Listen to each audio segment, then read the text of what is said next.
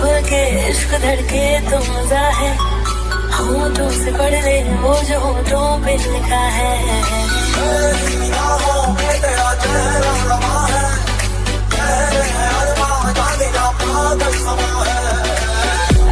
में हमें कैसी बातें दिखेगी, जान जान के तूने जान मेरी पहली सबका दिल है हमारा, मेरे बिना होना नहीं है गुजारा, संग झूम ले आगे यारा सी।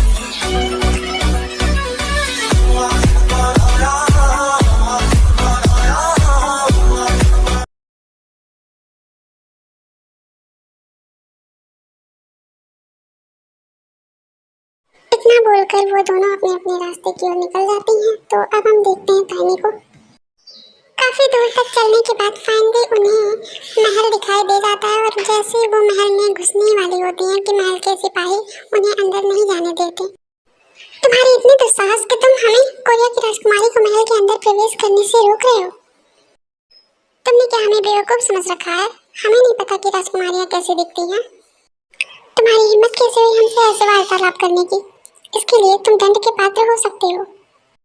क्या कहा? तुम हमें दंड दोगी? ये मजाक है? हम महल के सिपाही हैं, तुम्हारी तरह भिखारी नहीं। मानो तुम्हारी शक्ल राजकुमारियों जैसी है तो इसका मतलब ये नहीं तुम झूठ बोलोगी, और तुम्हारे इस झूठ बोलने के लिए हम तुम्हारी महाराज से शिकायत कर सकते हैं। देखो, हमें तुमसे वार्तालाप करने में कोई आनंद नहीं प्राप्त हो रहा।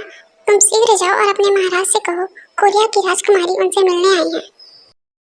हे लड़की, तुम हमारा समय व्यर्थ ही खराब कर रही हो। तुम्हारे लिए उचित यही होगा कि तुम शीघ्र ही यहाँ से चली जाओ। कुछ ही क्षण में महल के अंदर सेनापति चुनाव का कार्यक्रम आयोजित होने वाला है और महल के अंदर केवल कार्यक्रम में भाग लेने वाले सेनापति ही जा सकते हैं।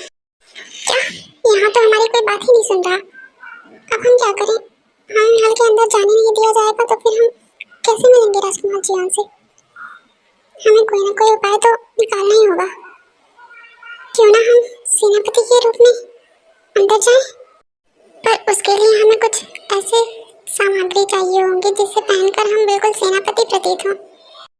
हमारे पास कुछ सोने के आभूषण हैं, हम इसे देकर कुछ वस्त्र ले सकते हैं।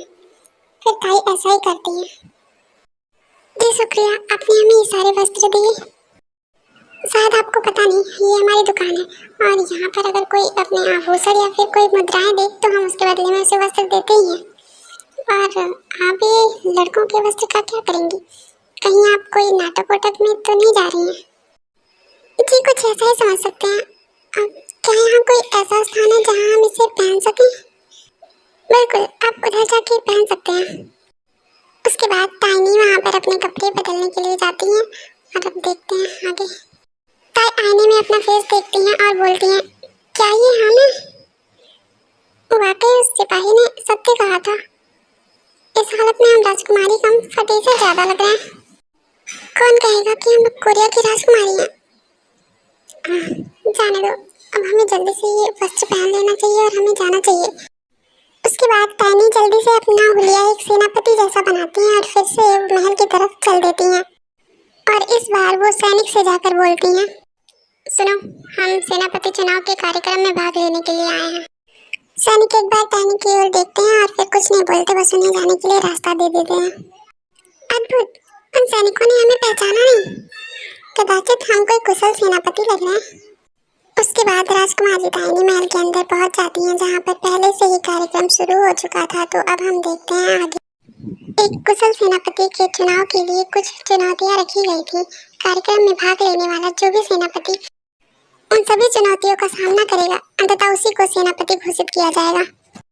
राजकुमारी टाइनी युद्ध कला की सारी विद्याओं को जानती थी और उन्हें किसी भी हालत में यह कार्यक्रम जीतना था।